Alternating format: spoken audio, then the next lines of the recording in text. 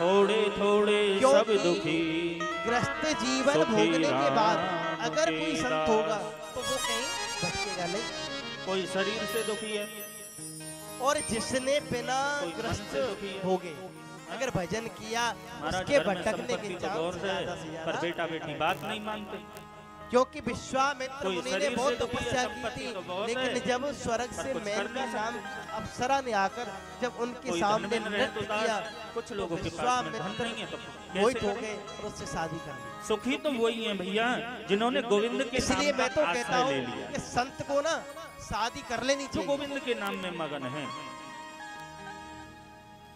ब्रह्मर्षि यम प्रवजंत मनुपेत पेत कृत्यम दोहिपायन मानदाता के पास में आजुहाव और जैसे ही पधारे कि पुत्री ते तन में दया कर अभुने दे दोस्तम सर्वभूत हृदयम मुनिमान्यतोषम।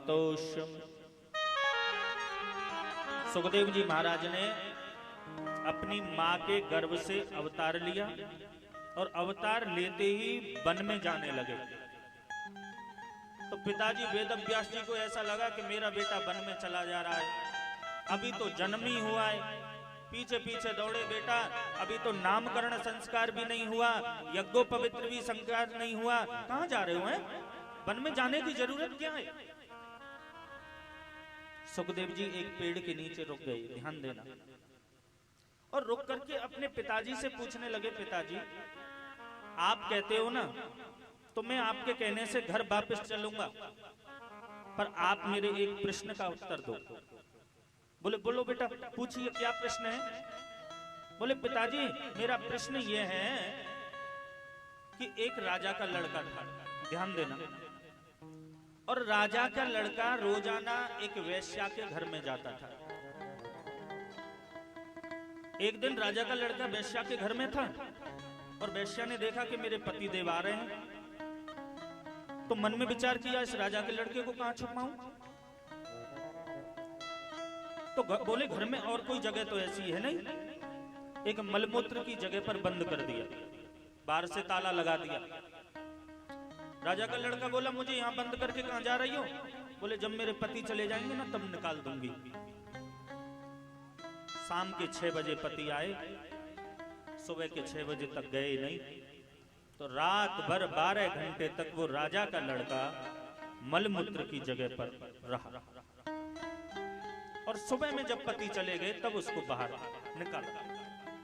तो सुखदेव जी पूछने लगे, पिताजी जो राजा का लड़का 12 घंटे तक वैश्या के घर में मलमूत्र की जगह पर रहा, उस लड़के को दोबारा उसके घर जाना चाहिए या नहीं जाना चाहिए?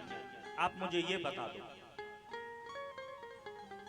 तो वेदव्यास जी महाराज बोले, बेटा आप तो उसके घर जाने की बात कर रहे हो, पर मैं तो ये कहूंगा कि उस राजा के लड़के को उस गली में भी नहीं जाना चाहिए जो 12 घंटे मलमूत्र की जगह पर रहा। उस गली में जाने से भला क्या फायदा? सुखदेव जी बोले, पिताजी माफ करना, वो राजा का लड़का तो खाली 12 घंटे मलमूत्र की जगह पर रहा, पर मैं तो 12 साल अपनी माँ के गर्भ में रह के आया हूँ, और उससे बड़ी गंदी जगह और कोई हो नहीं सकती है, इसलिए अब मुझे वहां नहीं जाना। अयम सुकोष्मी।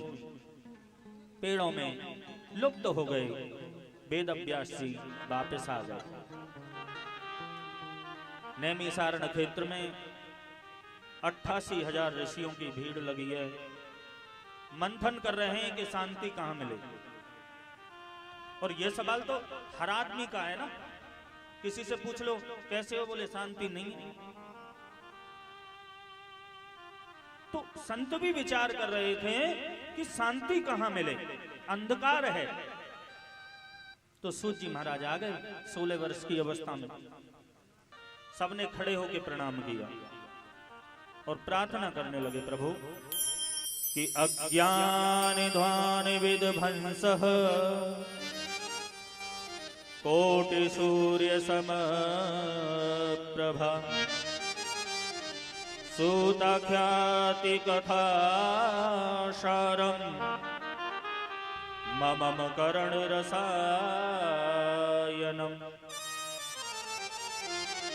प्रभु हमको कोई ऐसी कथा सुनाओ जो एक सूर्य की तरह नहीं, करोड़ों सूर्यों की तरह प्रकाश दे और हमारे मन के अंधकार को दूर करे। सूत जी महाराज बोले, माफ करना महाराज, मैं तो छोटा सा हूं, आपकी उम्र तो बड़ी है, तो मुझसे क्यों कह रहे हो? तो संत बोले, भैया कि धन वृद्धा बल वृद्धा आयु वृद्धा इसते बचा, ते सर्वे अपि ज्ञान वृद्धांशः किंकरा शिष्य किंकर। धन से कोई बड़ा नहीं होता है।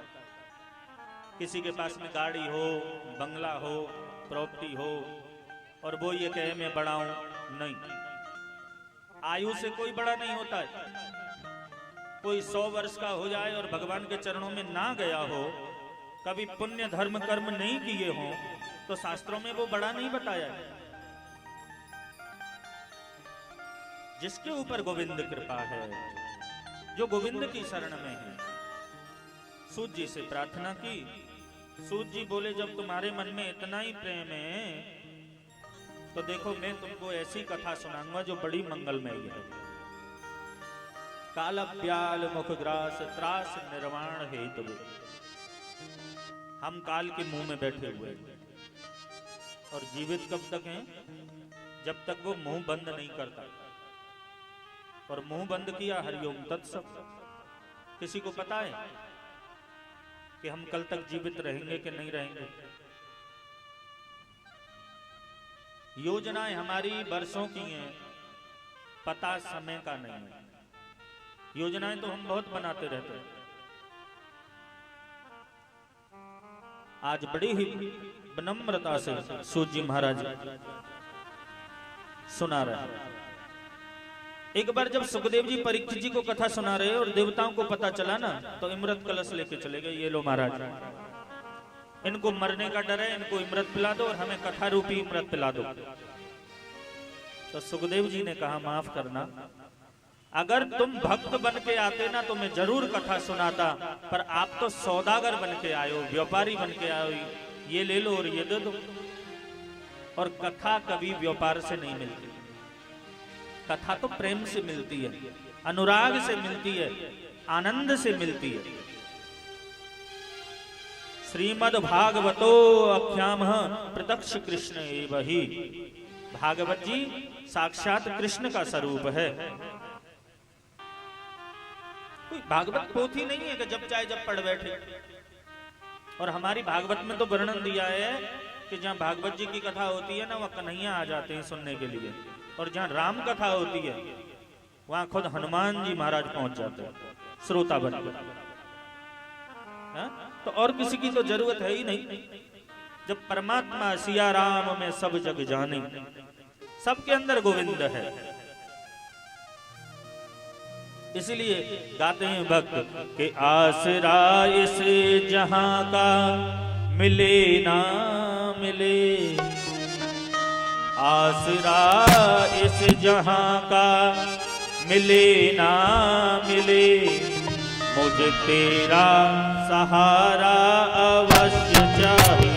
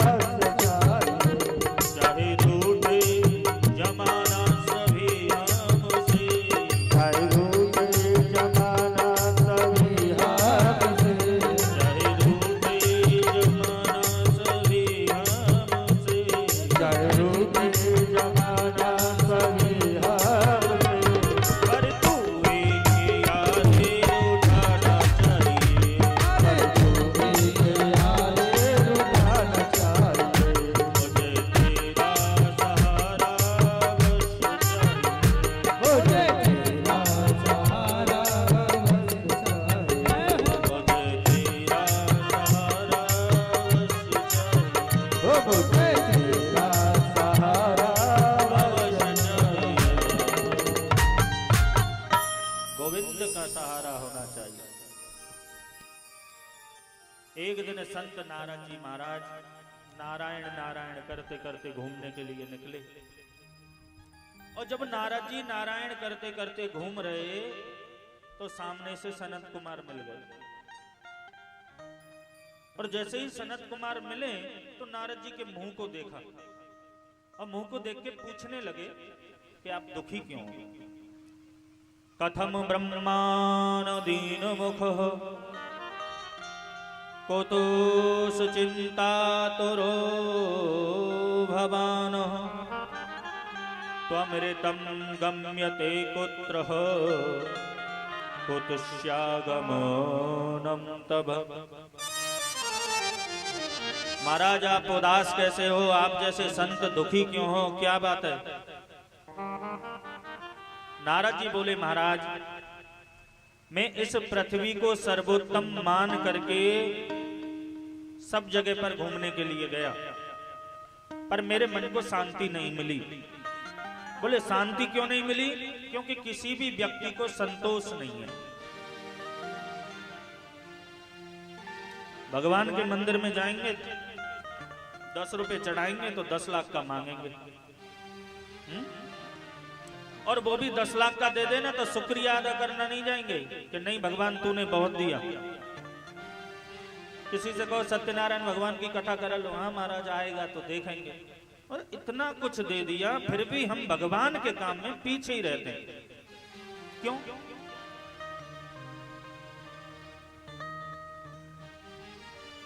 कहीं पर संतोष नहीं। जब आवे संतोष धन सब धन धूर समान। सदैव परमात्मा से ये कहो कि नहीं तूने बहुत कुछ दिया, मेरी औकात से ज्यादा मुझे दे दिया। बोले महाराज मैं सब जगह पर गया, कहीं पर शांति नहीं, पर जब मैं श्रीधाम वृंदावन में आया तो मन को शांति मिली। पर जब शांति तो मिली पर वहां भी एक विडंबना आ गई। एक मां बैठी है और वो रो रही है। जो मां रो रही है उसकी बहुत सी माताएं सेवा कर रही हैं, कोई चरण दबा रही है, कोई हाथ दबा रही है, कोई हवा कर रही है, पर जिसकी सेवा हो रही है वो रो क्यों रही है? अब नारद जी बोले हमने मन में विचार किया ये तो माताएं जब चाहे जब रो देती हैं, कोई पता ही नहीं चलता। अब अगर जाके भी पूछें कि तुम क्यों रो रही हो और कहीं उल्टी पड़ गई तो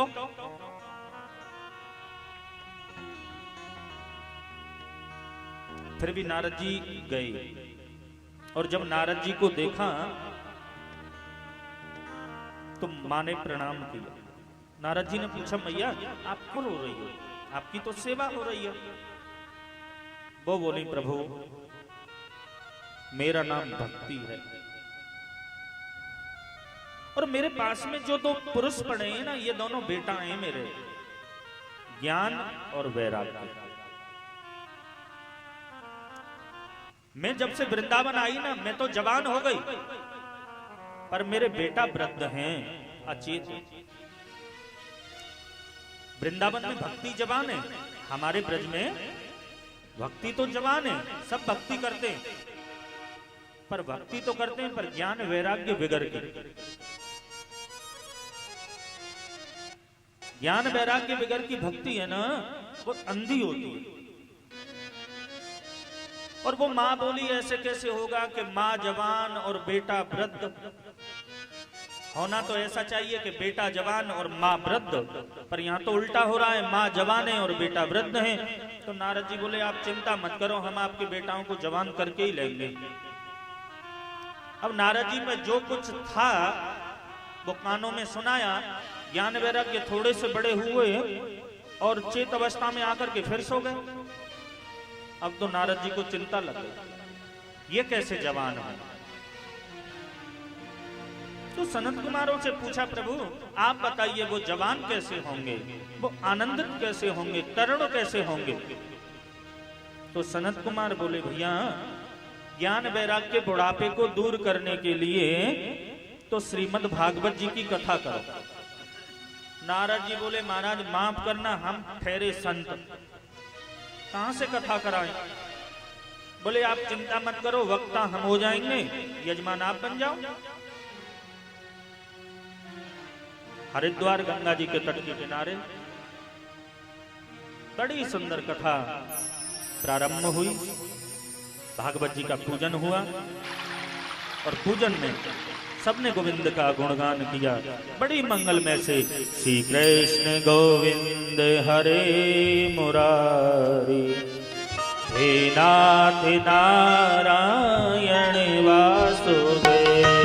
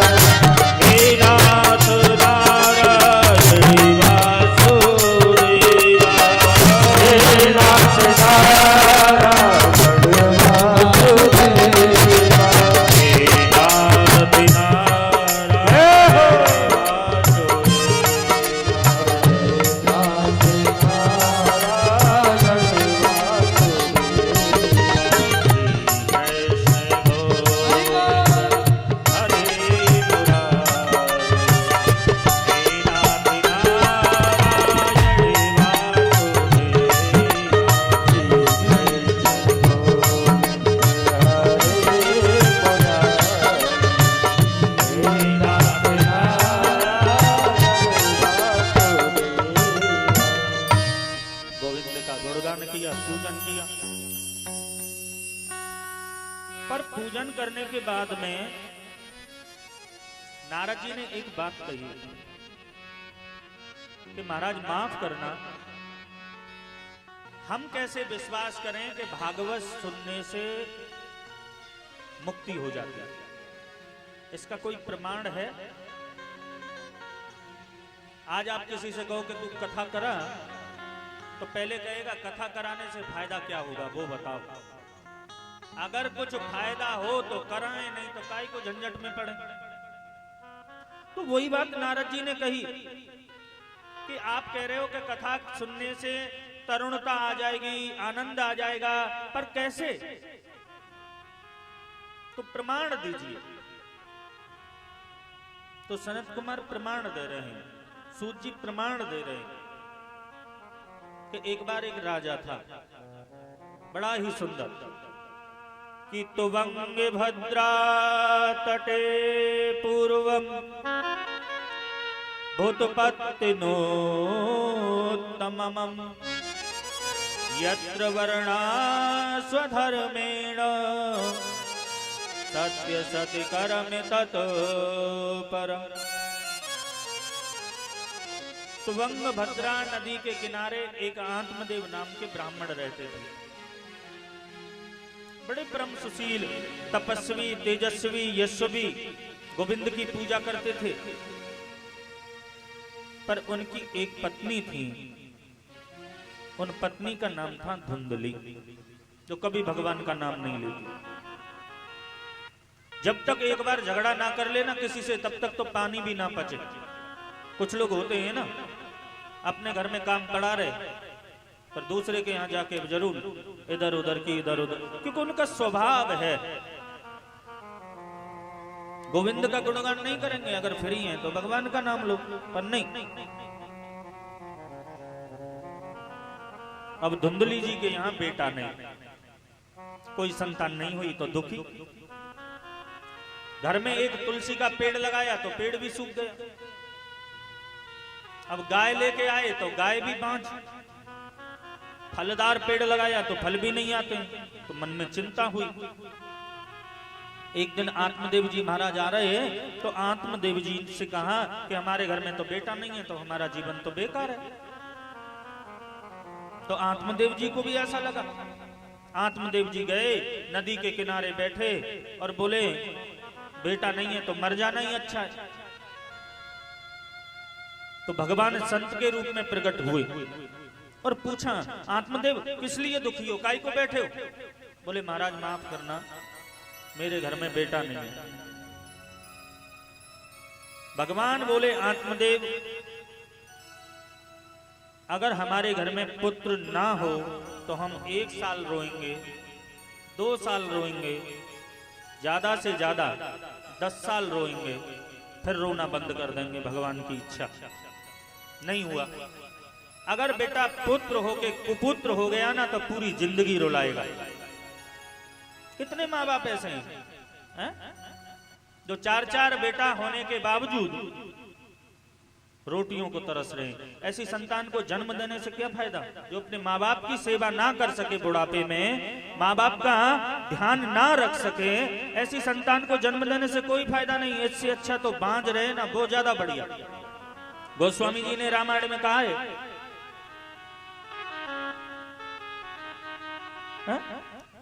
गोस्वामी जी ने कहा कि पुत्रवती जुब तेजग सोही, पुत्रवती जुब तेजग सोही, पुत्रवती जुब तेजग पुत्रवती जुब तेजग सोही, रघुपत भागत जास सोती होई, रघुपत भागत जास सोती होई, पुत्रवती जुब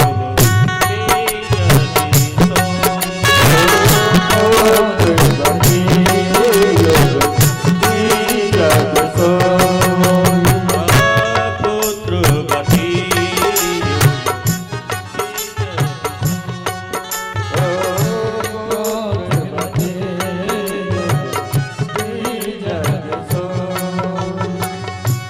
निर्मल माने जाने सोमोहे पावा, निर्मल माने सोमोहे पावा, हरि मोहे कपट छल क्षेत्र न भावा, मोहे कपट छल क्षेत्र न भावा, हरि पुत्रवती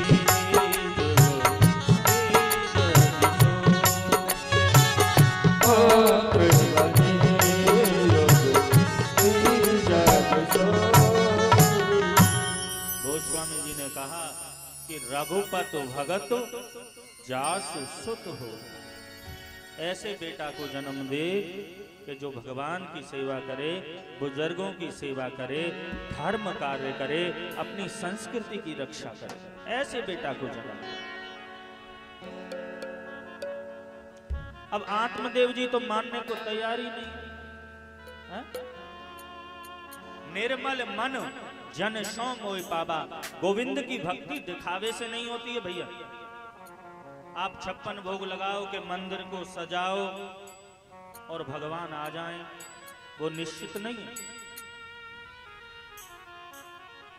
भगवान तो प्रेम देख के आते हैं, अनुराग देख के आते हैं। वो तुम्हारे वैभव को नहीं देखेंगे, वो तुम्हारे अंदर के मन को देखेंगे। अंतःकरण कितना शुद्ध है। एक बार की बात है, एक बार एक धनाढ्य सेठ जी के यहाँ एक बालक ने जन्म लिया। बालक थोड़ा सा बड़ा हुआ। अब बड़ा हो गया तो उसमें एक आदत थी कि वो खाता बहुत था। 10, 20, 50 रोटी खा जाता था। अब घर में एक दिन खिलाई, महीना खिलाई, 2 महीने खिलाई। अब घर वाले भी परेशान हो गए, इतनी भोजन करते हैं, इनके लिए रोजाना कहां से आएगा। तो पिताजी ने कहा जाओ तुम कहीं चले जाओ। अब वो बेटा चल दिए। अब चले, जब जंगल में चले आ रहे तो उन्होंने देखा कि एक महात्मा जी बैठे। अब महात्मा जी आराम से बैठे और थोड़े हष्ट-पुष्ट थे। तो उसने मन में विचार किया महाराज हष्ट-पुष्ट हैं तो खान पान भी अच्छा ही लेते होंगे। तो जाके दंडोत प्रणाम किया। और जब दंडोत प्रणाम किया ना तो 2-4 चेला और निकल आए, वो महाराज से भी ज्यादा हष्ट-पुष्ट। तो वो अपने मन में विचार करने लगा कि यहाँ तो अच्छा ही भोजन पानी होगा। तो पूछने लगा महाराज हम यहाँ रहना चाहते हैं, बताओ हम क्या करें। अब महाराज बोले कुछ नहीं करना है, बस भगवान का नाम लो और भोजन करो। तो बोले ठीक है महाराज हम यहीं रहेंगे। अब चकाचक भोजन करें और चकाचक परमात्मा का नाम ले। दीक्षा ले ली, वैष्णव हो गया। पर एक दिन उसने देखा सुबह सुबह में कि चूल्हे नहीं जल रहे। अब चूल्हे नहीं जल रहे तो चिंता होने लगी कि चूल्हे नहीं जल रहे। महंत जी के पास में गया, महाराज आज कैसे चूल्हे नहीं जल रहे हैं, क्या बात है। महंत जी बोले अरे अरे तुम्हें पता नहीं है। बोले नहीं महाराज। बोले आज तो एकादशी है और हम वैष्णव हैं, एकादशी के दिन भोजन नहीं बनेगा। वो बोला महाराज अगर हम व्रत रहे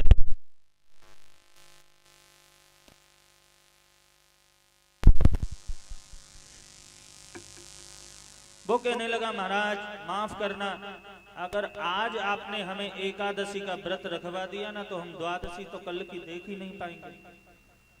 हमारा तो आज ही हरिओम तत्सव हो जाएगा महाराज। बोले आप हमें व्रत रहने दो और चेला है ना उनको रखवा।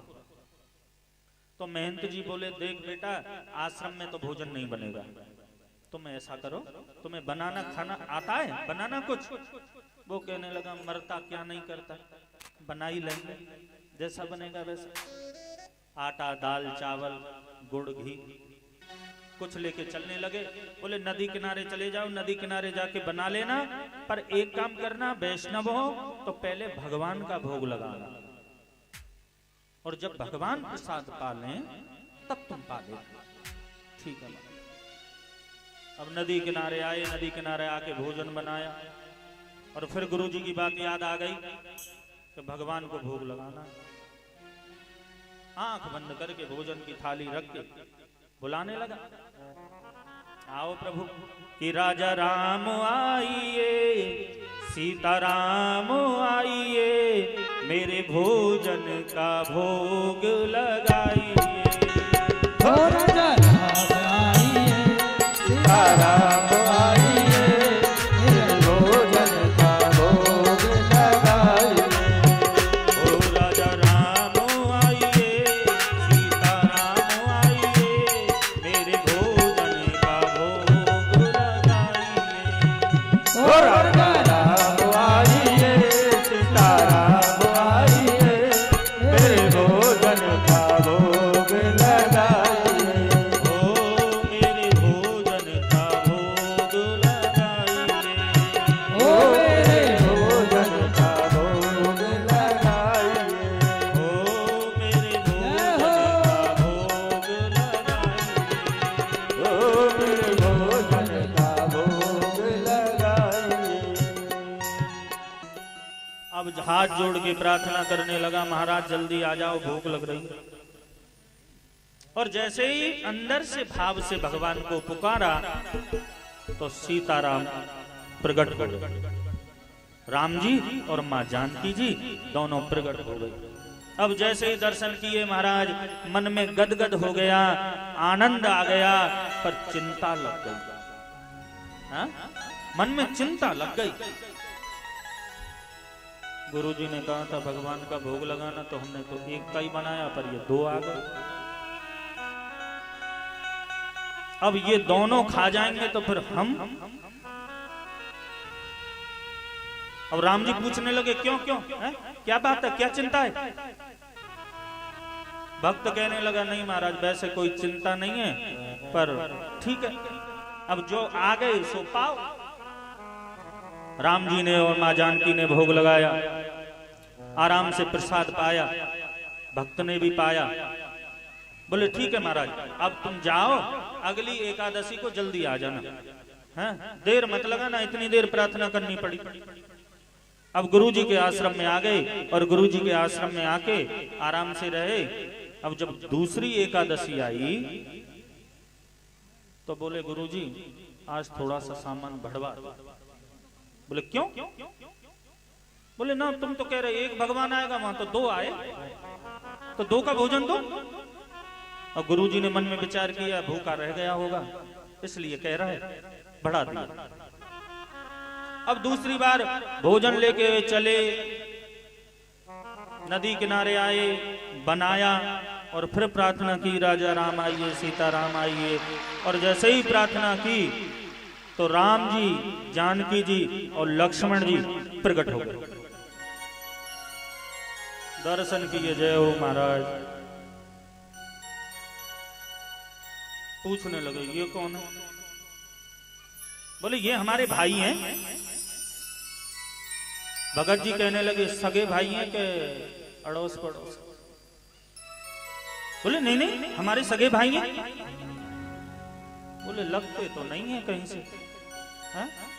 पर चलो कोई बात नहीं है। दर्शन किए, मन में विचार किया, आनंद तो आ रहा है, दर्शन कितने अच्छे हैं, बड़े अच्छे हैं। चलो जो है सो पालो, थोड़ी बहुत एकादशी तो अब हमारी हो ही जाएगी।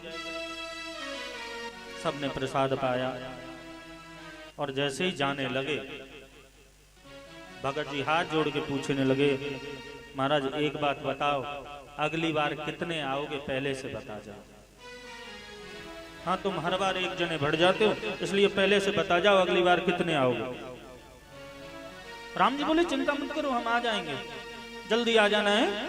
ठीक। अब जब तीसरी एकादशी आई तो गुरुजी से बोले गुरुजी अब की बार तो पूरा 10-10 किलो सामान दो, बहुत भगवान आते हैं, अब की बार तो 3 आए। गुरुजी बोले ये इतना भोजन तो नहीं कर सकता, कहीं ऐसा नहीं है ना ये बेकता हो। बोले 10-10 किलो सामान दे दो, हम पीछे से जाके देखेंगे कि ये करता क्या है। अब वो भक्त भोजन सामग्री ले आया, नदी किनारे रख दी। और जब नदी किनारे रखी तो भक्त भी बड़ा चालाक, मन में विचार करने लगा अब कि हम भोजन बनाएंगे नहीं, पहले देख लें कितने आते हैं, उसी हिसाब से बनाएंगे। और प्रार्थना की राजा राम आइए, सीता राम आइए, मेरे भोजन का भोग लगाई। अब भगवान तो तत्पर तैयार बैठे और जैसे ही कहा वैसे ही सब प्रकट हो गए। राम जी, जानकी जी, भरत जी, शत्रुघ्न, लक्ष्मण जी, हनुमान जी। और जैसे ही महाराज भक्त ने सबको देखा चुप चुप चुप चुप, बोले आज तो हमें कुछ मिलना ही नहीं है। राम जी बोले कैसे हो, ठीक हो ना? बोले महाराज ठीक भी क्या है, ये सब इतने। गुरुजी ने कहा था कि भगवान का भोग लगाना, तुम तो पूरे खानदान को ले आए, खानदान के भोग की थोड़ी कहा था। राम जी बोले चलो भोग लगाओ। भगत जी बोले नहीं नहीं ऐसा है महाराज, सब सामान रखा है, आप बनाओ और खाओ। राम जी बोले क्यों, तुम नहीं बनाओगे? भगत जी बोले जब हमें मिलना ही नहीं है तो बनाए क्यों? हमें तो दिख रहा है कि हमें तो भोजन मिलना नहीं है, ये तो सब तुम ही खा जाओगे, तो हम क्यों बनाएं? तो सब भोजन बनाने लगे, भरत जी, लक्ष्मण जी, शत्रुघ्न जी। प्रसाद बन रहा है और जब मां जानकी खुद अपने हाथों से रसोई बना रही तो जितने भी संत महात्मा थे सब प्रकट होने लगे। अब भगत जी आंख बंद करके बैठे। राम जी बोले आंख बंद करके क्यों बैठे हो? बोले हम आंख खोल के करें भी क्या, हम तुम्हें खाता हुआ देख भी तो नहीं सकते, दुख नहीं लगेगा हमें, तुम खाओगे और हम देखेंगे। और जब संत महात्मा प्रकट हुए तो भक्त की आंख बंद थी और सब कह रहे मैया हमको भी देना, मैया हमको भी देना। तो भक्त ने आंख खोल के देखा कि थोड़ा बहुत इनसे बचता तो ये और प्रकट है गए, अब तो बिल्कुल नहीं बचेगा। अब गुरुजी आए और गुरुजी ने आकर के देखा चेला बैठा है, सामान रखा है, पर ये आंख बंद करके क्यों बैठा है? चेला से पूछा, चेला क्या कर रहे हो, भोजन नहीं बनाया? बोले गुरुजी तुम खूब आए, तुम हर बार पूछते हो ना सामान बढ़ा के क्यों ले जाता है, देखो कितने भगवान बैठे हैं। अब गुरुजी को कुछ नहीं दिखे। अब गुरुजी बोले हमें तो कुछ दिख नहीं रहा है।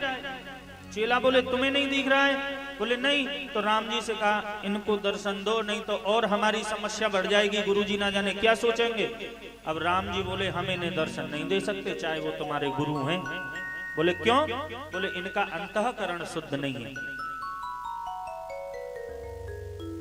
चेला बोले चाहे इनका अंतःकरण शुद्ध है या नहीं है, पर अब तो तुम्हें दर्शन देने ही पड़ेंगे। गुरुजी बोले क्या बात है?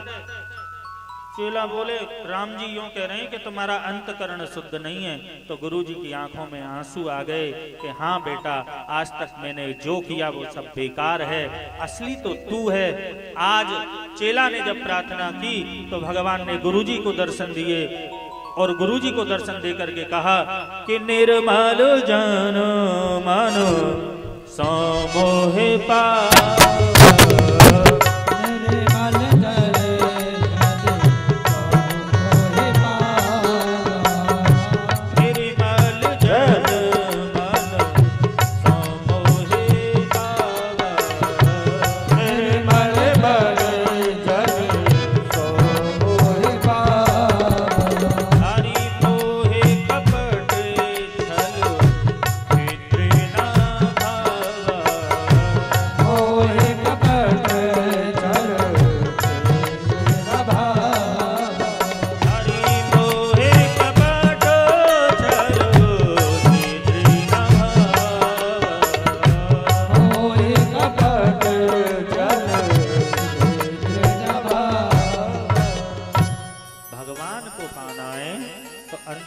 शुद्ध रखो।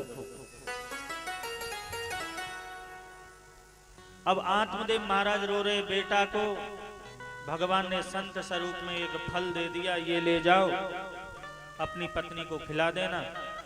एक बेटा तो जरूर होगा पर तुम्हारे पास नहीं रहेगा। फल को लेके आए, धुंधली को दे दिया। अब धुंधली फल को लेकर के विचार करने लगी। मन में विचार किया अगर मैं इस फल को खाऊंगी गर्भवती हो जाऊंगी, गर्भवती हो जाऊंगी तो मेरा पेट बढ़ेगा, पेट बढ़ेगा तो मैं अच्छी तरह से भोजन नहीं कर पाऊंगी, और जब भोजन नहीं किया तो दुबली पतली हो जाऊंगी, और दुबली पतली हो गई तो गांव में कभी चोर आ गए तो सब भाग जाएंगे, मुझे ही मार जाएंगे चोर, क्योंकि मैं तो भाग नहीं पाऊंगा। ऐसे विचार। तो एक सहेली आ गई, बोले क्या विचार कर रही हो? बोले किसी ने ये फल दिया है, कहीं फल खाने से थोड़ी बेटा बेटी होते हैं। बोली देखो मेरे यहाँ संतान बहुत है, मैं गर्भवती हूँ, अब की बार जो बालक होगा वो मैं तुम्हें दे दूंगी, और इस फल को गाय के लिए खिला दें। फल की भी परीक्षा हो जाएगी, अगर किसी संत का आशीर्वाद है तो वो तो गाय के गर्भ से भी जन्म लेगा। फल को गाय के लिए खिला दिया, पेट से कपड़े बांध लिए और कह दिया मैं गर्भवती हो गई। समय चलने लगा और समय चलते चलते निकला, और जब समय निकला तो उसकी सहेली के यहाँ बेटा हुआ। रात में अदला बदली हुई, आत्मदेव महाराज को पता चला बेटा हुआ है घर में, तो पाठ पूजा की, वंदना की, मन में याद आया कि मैं अपने बेटा का नाम परम आत्मदेव रखूं। धुंधली बोली नहीं, मैं अपने बेटा का नाम अपने अंदर से रखूंगी धुंधकाली, यथा नाम तथा गुण। धुंधकाली नाम रख दिया। कुछ समय के बाद में गाय के गर्भ से एक बालक का जन्म हुआ।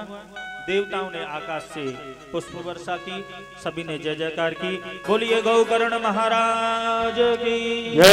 जय जय श्री राधेश्याम। गौकर्ण महाराज जन्म लेते ही वन की ओर चले गए। धुंधकाली पाप करने लगा, कभी किसी के बच्चों को मारे, कभी चोरी करे, मदरा पीने लगा। एक दिन तो अपनी मां को मारने लगा, मुझे धन दे।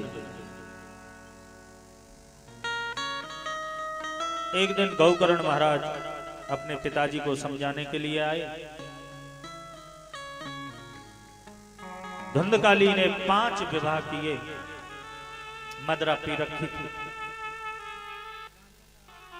पत्नियों ने खाट में बांध के धुंधकाली को मदरा पिला के जलती हुई लकड़ी लेकर के मुंह में डाली, मृत्यु हुई। भागवत जी में वर्णन दिया है, छत से कूद करके, पानी में डूब करके, एक्सीडेंट के द्वारा जितनी भी ये मृत्यु अकस्मात होती है ना, ये सब प्रेत योनि में जाते हैं। प्रेत योनि में ना तो खाने को मिलता है और ना ही पीने को मिलता है। प्रेत योनि का मुंह है ना, वो बहुत छोटा होता है, ना कुछ खा सकते हैं ना पी सकते। अब वो यातनाएं देने लगे। एक दिन गौकर्ण महाराज आए, 5 पत्नी मालमता लेके भाग गई। गौकर्ण महाराज भजन कर रहे थे तो अलग अलग रूपों में आकर के वो डराने लगा। गौकर्ण जी ने जल लेकर के जैसे ही ऊपर डाला तो अपने रूप में आया। रूप में आके कहने लगा, आप मेरी कुछ मुक्ति के लिए कुछ करिए। मुक्ति के लिए क्या करें? संत महात्माओं से पूछा, सबसे पूछा, पर किसी ने कुछ नहीं बताया। जब सूर्य भगवान की प्रार्थना की तो सूर्य भगवान ने कहा कि श्रीमद् भागवतानि मुक्ति सप्ताह वाचिनम कुरु। भागवत जी की कथा करो। अब गौकर्ण जी ने भागवत जी की कथा रखी अपने गांव में, बड़ी सुंदर कथा। धुंधकाली कहने लगा, प्रभु माफ करना, हम इस पृथ्वी पे तो आ ही नहीं सकते, तो कहां बैठ के कथा सुनेंगे। तो गौकर्ण जी ने 7 गांठ का एक हरा बांस मंगवाया, जिसमें धुंधकाली प्रवेश किया। सभी गांव वालों आनंद से कथा सुनने लगे। पहले दिन की कथा की आरती हुई, पहली ग्रंथि टूटी तो दूसरी में घुस गया। दूसरे दिन की कथा की आरती हुई, दूसरी ग्रंथि टूटी, तीसरी ग्रंथि में घुस गया। तीसरे दिन की कथा की आरती में तीसरी ग्रंथि टूटी और चौथी में घुस गया। ऐसे ही 7वें दिन की कथा की आरती हुई तो आकाश से पुष्पों की वर्षा हुई और विमान आया। विमान में बैठ के धुंधकाली परमात्मा के यहाँ जाने लगा। बोलिए भागवत महापुराण की जय जय श्री राम। अब सब गांव के श्रोता लोग थे ना, वो कहने लगे, महाराज माफ करना, ये कथा तुमने अपने भाई के लिए की थी? बोले नहीं। बोले तो विमान तो उनके लिए ही आया, कथा तो हमने भी सुनी, हमारे लिए तो कुछ आया नहीं। गौकर्ण महाराज कह रहे हैं कि जो व्यक्ति जितने नियम से कथा सुनता है ना, उतना ही उसको लाभ मिलता है। जैसे कि आकाश से बरसात होती है ना, हमारे पास में 1 लीटर का लोटा है, वो भी भरेगा। 5 लीटर की बाल्टी है, वो भी भरेगी। 50 लीटर का कोई पात्र है, वो भी भरेगा। और अगर 500 लीटर का कुछ है तो वो भी भरेगा। अब उसमें गलती बरसात की नहीं है, गलती हमारी है, क्योंकि हमारे पास में पात्र कितना बड़ा है। अगर हमारे हृदय में पवित्रता इतनी है कि कथा हमारे अंदर आ जाए तो बस कथा सुनने के कुछ नियम हैं। गांव वाले बोले, महाराज नियम बताओ और दोबारा कथा करो, हम में जानो बैकुंठ। अब नियम बताए। पहला नियम बताया कि कथा का जो पांडाल है उसको स्वच्छ रखें, कोई गंदगी ना हो। सुबह शाम उसमें बुहारी सेवा करें, पूरी तरह से अपनी सेवा करें, क्योंकि कथा जहाँ होती है वहाँ साक्षात भगवान विराजते हैं और भगवान को कभी गंदगी में नहीं रखना चाहिए। जब हम गंदगी में ना रहें तो गोविंद कैसे रहें? दूसरा कि कथा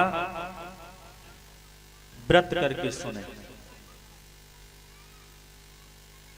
पहले बताया घी पी के सुने, है?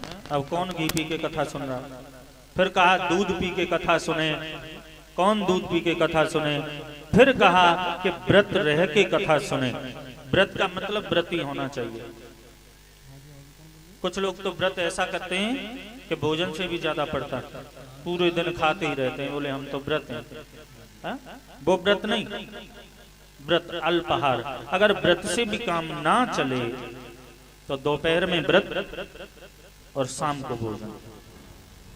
पृथ्वी पर सोएं, 7 दिन तक तन मन धन गोविंद के चरणों में समर्पण करें, अर्पण करें, और जो अपने शरीर से सेवा बन जाए उस सेवा को करें, और जहां तक हो वहां तक अपने आसन पर बैठ करके कथा सुने।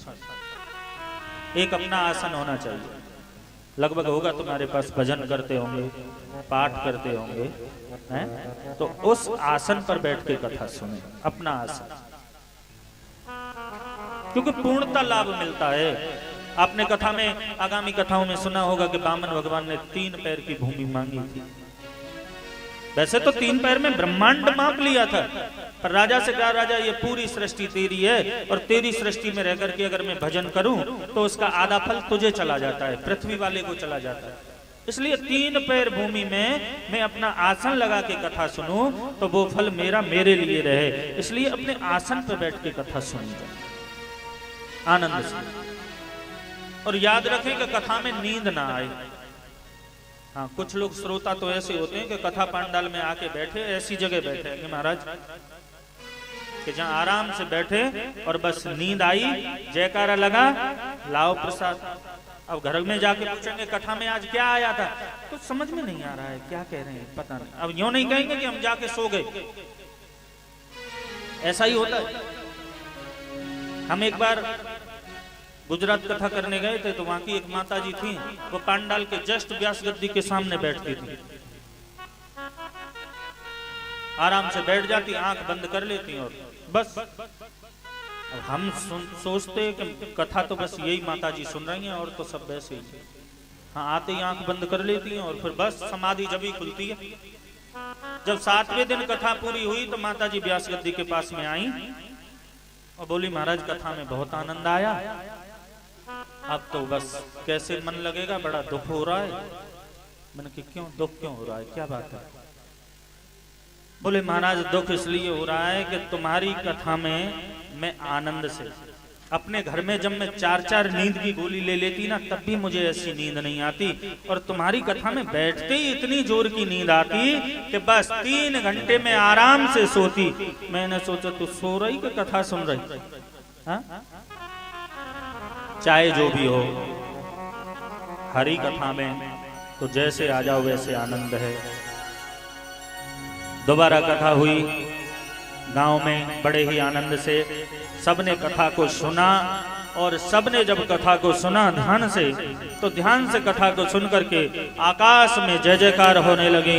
प्रहलाद जी मृदंग बजाने लगे, इंद्र प्रहलाद जी कांसा बजाने लगे, सब नाचने लगे, गाने लगे, सबके लिए विमान आया, जय जयकार होने लगे। बोलिए भागवत महापुराण की जय। सब हरि कीर्तन करने लगे, श्री कृष्ण गोविंद हरे मुरारी, हे नाथ नारायण वासुदेवा, श्री कृष्ण गोविंद हरे मुरारी, हे नाथ नारायण वासुदेवा, श्री कृष्ण गोविंद हरे मुरारी, हे नाथ नारायण वासुदेवा, हरे कृष्ण गोविंद हरे मुरारी, हे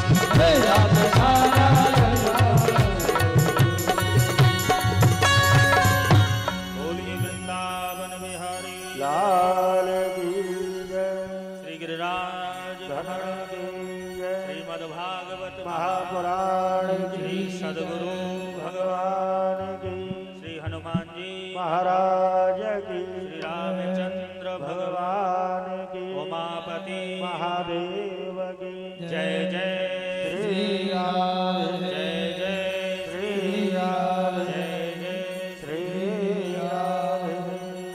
सबके लिए मुक्ति मिली, सब विमान से बैकुंठ में गए। आइए अब भगवान की आरती करेंगे और कल से ध्यान देना जितने भी यहाँ बैठे हैं श्रोता और आसपास में जाके कहना, वैसे तो सबको पता ही चल गया। कल ठीक 12 बजे से और 4 बजे तक गोविंद का गुणगान हम और आप सभी मिलकर के करेंगे। तो कल आप ठीक 11:30 पौने 12 बजे तक पंडाल में आ जाए। हाँ, वैसे तो सर्दी का टाइम है पर भगवान के लिए जल्दी जग जाना, तभी आ पाओगे, नहीं तो कहां से आओगे। सभी कल आए, गोविंद की कथा सुने मंगल में, कल आनंद से कथा सुने।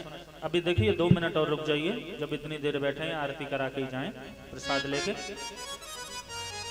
और आराम से कल समय से आके गोविंद की कथा सुने। क्योंकि देखो भगवान की कथा हो रही है तो सभी आनंद से सुने। आइए अब सब आरती करेंगे। आरती के बाद में सब पुष्पांजलि, और पुष्पांजलि के बाद में सभी प्रसाद लेके घर जाएंगे। श्री हरि बोलिए द्वारिका आरती के लिए खड़े हो जाए। सब आरती के लिए बोले बाबे बिहारी लाल की जय। और बड़े भाव से ठाकुर जी की आरती करेंगे।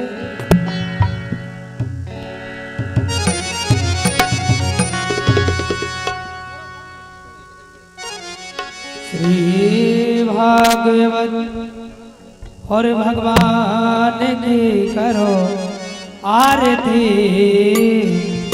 पापियों को पाप से है तारती। श्री भागवत भगवान की करो आरती, पापियों को पाप से है तारती। श्री भागवत भगवान की करो आरती, पापियों को पाप से है तारती।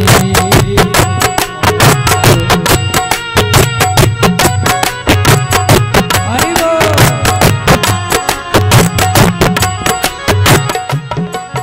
यही अमर ग्रंथ ये मोक्ष बांध ये, पंचम वेद निराला है, अभिभूत जगाने वाला है।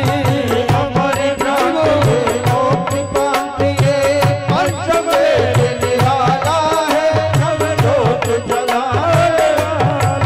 ओ हरि नाम यही रे हरि धाम यही, हरि नाम यही, हरि नाम यही, ओ हरि नाम यही हरि धाम यही, हरि नाम यही, हरि नाम यही। ओ जग के मंगल की आरती।